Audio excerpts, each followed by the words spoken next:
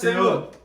Pessoal, nós estamos aqui de volta, hoje com um vídeo diferente. Nós vamos estar fazendo um review, né, de uma das nossas bíblias de estudo aqui, né, que a gente tem, tá na mão aqui do Diego. Hoje nós vamos falar sobre a Bíblia Apologética de Estudos, né? É uma bíblia interessante, porque hoje no mercado de bíblia a gente tem vários tipos de bíblia, né? Para todo gosto. Tem bíblia do skatista, do esquiador... Da avó, do vô, do papagaio. Do papagaio ainda não tem, mas é uma ideia que eles vão criar e vão querer colocar. Tem até da pregadora pentecostal, veja só. E aí a gente vai ver que, por exemplo, grande maioria dessas bíblias são feitas às vezes não só para vencer, para vencer, Para vender. Para vender. E assim, nem todas elas têm um conteúdo bacana para a gente estudar. Porém, essa é uma bíblia que vocês vão ver que é interessante para vocês adquirirem, para vocês estudarem. Essa bíblia é uma bíblia diferente das demais, porque ela traz, junto com a versão, né, da bíblia ali, ela traz pontos de vista diferentes de outras religiões e seitas que a gente conhece, que utiliza a Bíblia como ferramenta de ensino. Às vezes a gente fala assim, aí não tem argumentação com ateus, por exemplo? Não, porque o ateu ele não reconhece Deus como Senhor e também não reconhece a Bíblia como a palavra de Deus. Então não adianta você debater com um ateu que não reconhece a autoridade da Bíblia. A gente vai discutir, né, vamos debater com essas pessoas que acreditam de alguma forma que a Bíblia é a palavra do Senhor. Então, o Diego está aqui, ele vai trazer algumas referências, alguns textos bíblicos que são utilizados e qual outras religiões utilizam o seu ponto de vista. A gente vai ver que as seitas e heresias, elas pegam um texto isolado da palavra do Senhor, né? E esse texto isolado traz um pretexto para elas justificarem as suas doutrinas. Isso é bom lembrar, né, Vini? Que é o que a gente aprende, é o que a gente ensina, que texto fora de contexto é pretexto. Sim. Então você pode incorrer, né, estar correndo um risco aí de estar praticando como essas seitas que fazem isso, né? Pega um texto, como o Vini acabou de dizer, isola ele e faz uma aplicação de uma doutrina nova. E por isso que você tem que tomar, você pregador da palavra de Deus, ou qualquer um que esteja estudando a palavra, tome cuidado ao utilizar um versículo em favor próprio, né? Pega um versículo isolado lá e fala, isso aqui quer dizer que é tal coisa, e na verdade pode ser que não seja. Isso é uma Bíblia de estudo, a Bíblia apologética, mas é de estudo, né? Normalmente, a Bíblia ela tem, no início dela, algumas indicações, e é como um manual. Você compra uma televisão, existe um manual que normalmente a gente não quer ler. Sim. De como funciona. A gente já pula, né? Não, já sei como que é, né? Já sei como funciona. E você pula o manual e depois fica com problema na TV porque não sabe programar e acha que tudo vai ser intuitivo. Não. A Bíblia, da mesma forma, lógico, a Bíblia inteira é um manual, né? Para a nossa vida, cabe mencionar isso, mas ela tem um manual básico antes de como usar a Bíblia. Então, se você começar ali pelo comecinho mesmo, vai ter o que significa cada coisa, onde você busca a informação, como que você aplica, vai ter aqui os apêndices, vai ter cada coisa que é importante para você utilizar a Bíblia de maneira correta. Assim como qualquer outra Bíblia de estudo, é interessante que ela vai ter a parte da escrita, como o Vini já comentou, e logo abaixo ela vai ter a aplicação do estudo, né? E aí isso versículo a versículo, lógico que vai ter passagens que você não vai ter nada, veja que essa página aqui não tem comentário nenhum, talvez porque não foi relevante ou não tem, nesse nenhuma caso, criação, não tem nenhuma atrelação a uma criação de uma doutrina, uma heresia, uma seita, que seja lá o que for, tá?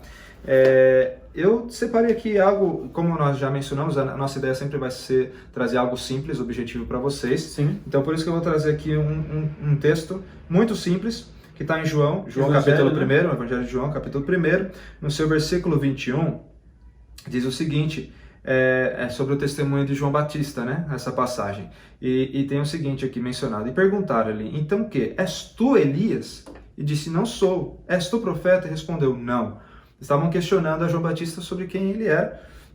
E aí, eu vou tentar mostrar aqui para você.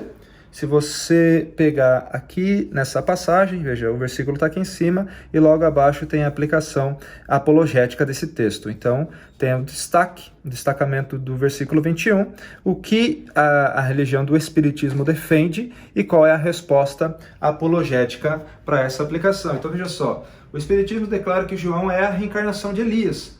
com base nesse texto, eles vão dizer, não, João Batista é a reencarnação de Elias, então existe reencarnação. Porque o pessoal estava falando, você é Elias. Porque você vê como que naquele tempo já existia a confusão. Sim. Né? Enfim, não vamos entrar muito no detalhe.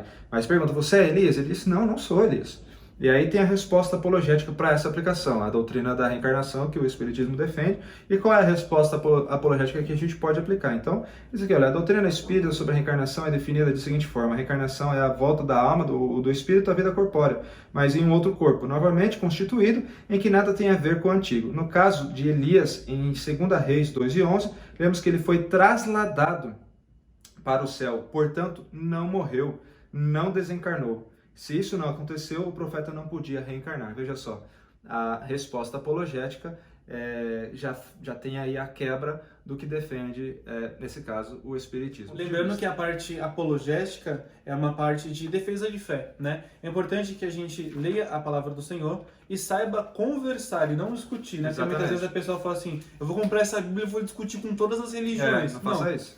É para você entender as aplicações, os comentários, porque muitas vezes você assiste uma pregação, você lê um comentário ou vai num site de internet falando sobre uma passagem e você acaba absorvendo coisas que não são pontos de vista que nós acreditamos, né? Então, um cristão pentecostal ou cristão reformado que não bate. Então é importante você ter uma Bíblia dessa para você entender como o seu próximo pensa de uma religião diferente, né? E saber argumentar com essa pessoa, né? A lógica a qual nós acreditamos. Então a gente vai ver que é importante você ler a Bíblia, a gente já fez outros vídeos falando sobre isso, só que essa Bíblia nos ajuda a defender o nosso ponto de vista, conversar, argumentar. Você vê que essa Bíblia também, ela tem alguns apêndices que são partes importantes da Bíblia que nos ajudam a aprofundar o estudo. Primeiro, ele tem os credos históricos. O que é credos históricos?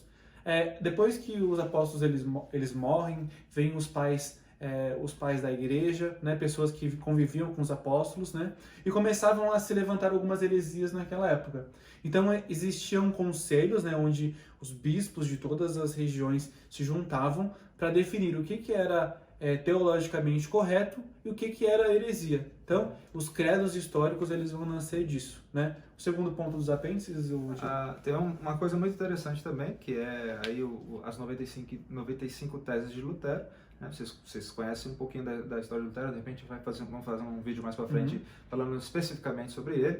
Mas Lutero ele era católico, ele pertencia à Igreja Católica Romana e tal. E em um determinado ponto ele encontra uma Bíblia, faz a leitura e meio que tem uma nova visão sobre aquilo. Lá em Romanos 1,17, né, que fala que o justo viverá pela fé. E aí ele descreve essas 95 teses. E o bom é que a gente geralmente só fala delas, mas não sabe o conteúdo delas, né? Por isso que eu acho interessante a gente trazer em um vídeo mencionando, ou de uma forma geral, ou de repente até detalhado, se der tempo, uma parte dessas 95 teses, onde ele começa ali a fazer a defesa da reforma, né, protestante. Que fez mais de 500 anos, né? Então, dia 31 de outubro de 1517, né, que foi o Lutero colocou, né, apregoou nessas 95 teses na igreja, né? E aí que teve todo esse reboliço aí para... E é onde a gente está hoje, né? Enfim. E aí vai trazer, nesses apêndices que o Vini acabou de comentar, traz também essa questão aí dos 95 teses, que é uma defesa de fé também. Sim. Que foi aí escrita e trazida por Lutero.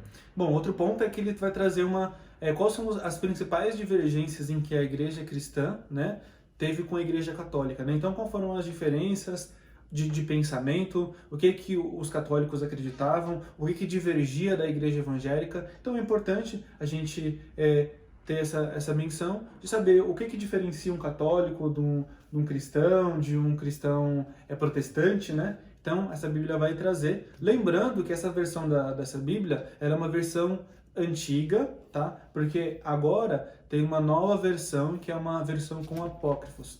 Apócrifos são livros que foram colocados, acrescentados, né, pela Igreja Católica, que a Bíblia Católica tem e a Evangélica não tem. Essas são as nossas dicas de um review desse livro. Acredito que se você gostou, compartilha, curta, assine o sininho. Com a ajuda de vocês, a gente vai continuar crescendo nesse canal, trazendo um bom conteúdo, uma boa teologia para vocês. É isso aí. Até a próxima. Fiquem com Deus.